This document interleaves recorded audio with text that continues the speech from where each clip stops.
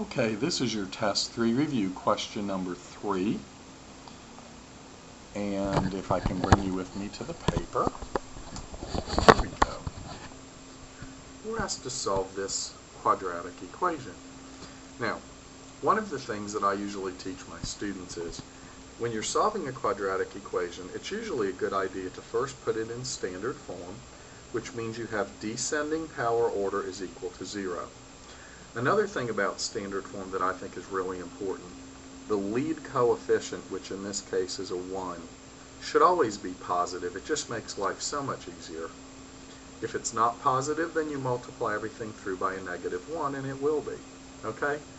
Kind of think about like the Iditarod race through Alaska. That lead dog better be positive. Your lead coefficient better be positive when you're equation solving. Now, if I try to I can't use the square root property here because there is a value of b other than 0. So the square root property is not a good one here. We can either use the quadratic formula or we can try to factor. But I think you would notice that if you actually tried to factor this trinomial, it is prime.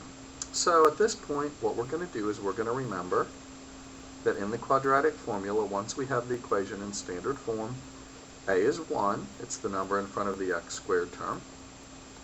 B is the number in front of the x term, which in this case is a -5.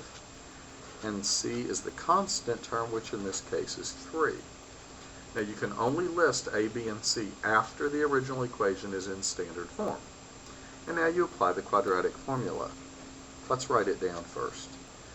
The result of the quadratic formula, x is equal to the opposite of b, plus or minus the square root of b squared minus 4ac, all over 2 times a. Now what I like to teach my students to do is to plug into this formula using like little safety nets. So we have the opposite of b, which is -5, and I'm going to put it in little safety nets, plus or minus the square root of b squared, so that would be -5 in parens squared, minus 4. A is 1, and C is 3. And this is all over 2 times 1. That's 2 times A. And now we do the arithmetic very carefully, especially under the radical. The opposite of a -5 is a +5. Plus or minus the square root of -5 squared is 25. -4 times 1 is -4, times 3 is -12, all over 2. And if I continue with my arithmetic under the radical, 25 minus 12 is 13.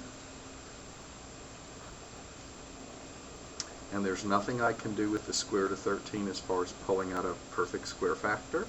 So I actually have 2 answers to this problem. If I wanted to write them out separately, one answer would be 5 plus the square root of 13 over 2. And the other answer would be 5 minus the square root of 13 over 2.